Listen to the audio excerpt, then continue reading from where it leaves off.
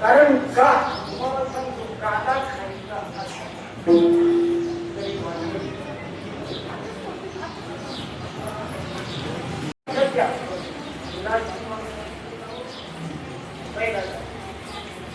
विषयी माणसाला फरकच जाऊ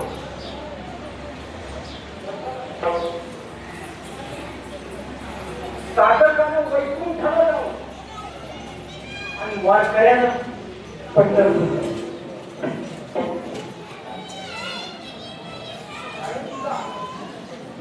पंढरपूरला अनेक वारकरी आणि भगवंताचे आणि मग त्या ठिकाणी काल्याचा प्रसाद बनवले आणि मग तिथं तो काल्याचा प्रसाद सेवन करत असताना एकट्याने खायचा नाही.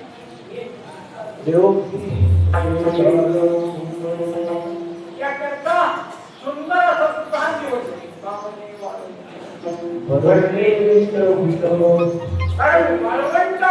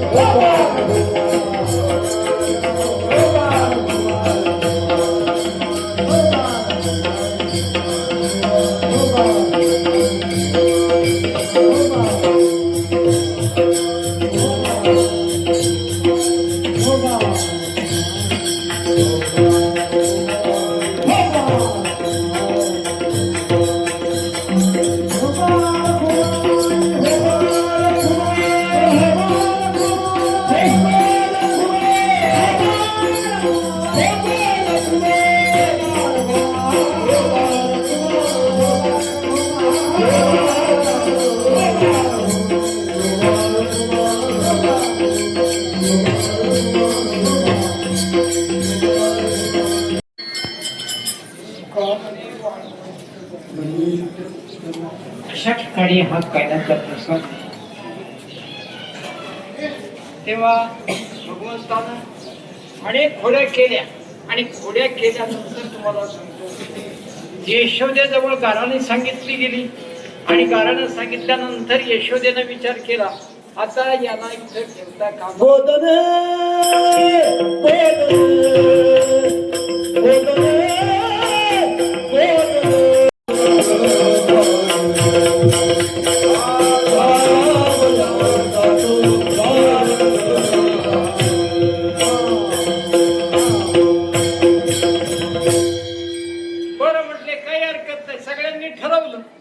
ठरवल्यानंतर सगळ्या गोपाळांना भगवान श्रीकृष्णाने सांगितलं उद्या सगळ्यांनी रानात यायचे.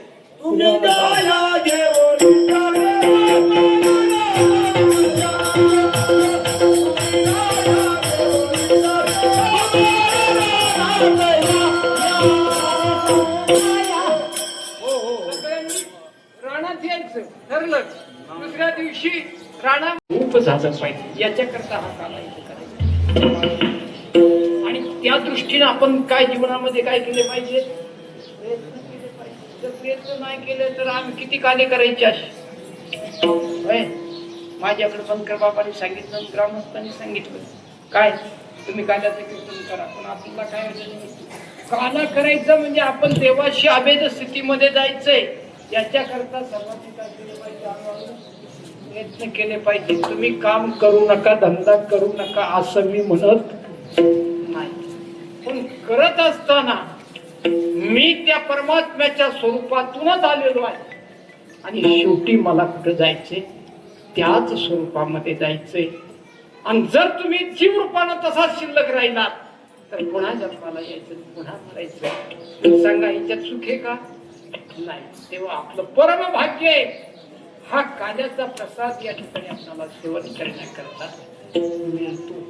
तेव्हा सर्व आमची कार्यकर्ते मंडळी असतील काही जुनी मंडळी बबनदादासारखी आणखी काही अन्य काही मंडळी कालाच्या ओघामध्ये काय झालेली आहे गडप झालेली आहे.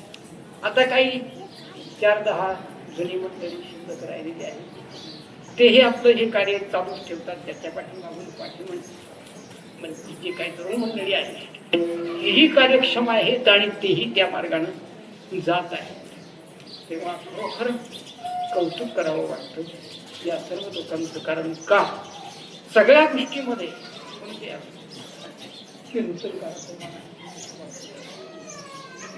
काल्याची शेवची पंगत, मला नाव नाही सांगता यायचं, पण असे 2-3 जण आहेत यांनी उदाहरणाने ही काल्याचा प्रस्ताव दिलेला आहे. तसंच इतर काही पंक्ती अनेक लोकांनी दिले. काही आजकाल पंक्तीचा खर्च करायचा म्हणजे सोपी गोष्ट नाही. जवळजवळ कमीत कमी जरी खर्च केला तरी 30-35 हजार रुपये तर निश्चित आहे. आणि एवढा खर्च करतात मंडळी आहेत काही जाणून मंडळी. आणि दुसरी गोष्ट अशी की आमची सर्व मंडळी एकत्र येतात. माता भगिनी आहे यांचा सुद्धा शहराचा यामध्ये काय आहे वाटा आहे. आमचे टाळकरी मंडळी मंडळी काय सर्वांचं वर्णन करावं. तेव्हा माऊलीने मला फोन केला, बाबा तुमच्याकडे ही सारी कामुक आहे, तुमचं काही हरकत नाही, माझ्याकडे जायचं नोट आहे. कारण ती पहिली टिपून ठेवावं लागते, तर दुसरीकडे गेली तर नाव काय करायचं. तेव्हा त्याच्यानंतर आमचे रामदास बाबा त्यांनी फोन केला, म्हणजे बाबा आपण त्यांनी कवर केला ज्यांनी असू द्या कोणी. आणि मंत्राचा प्रसंग झाला तरी फोन नाही. शेवटी मला फोन करावा लागला. म्हणलं काय घडलं. मग त्यांनी सांगितलं असं असं घडलं. म्हणजे थोडं तुमचं लेट होईल. म्हणलं बहुते झालं तर आपण काही वेळेवरच सोडणार आहोत. तरी उशीर झाला तरी आपली काय मत. आणि अशा प्रकारे आनंद आपण सोडता भगवान श्रीकृष्ण परमात्मा आपलं कल्याण करो आणि आपल्याला कार्याचा प्रसाद देवो आणि आपला सुद्धा उद्धार हो ही अपेक्षा व्यक्त करतो. ज्ञानेश्वर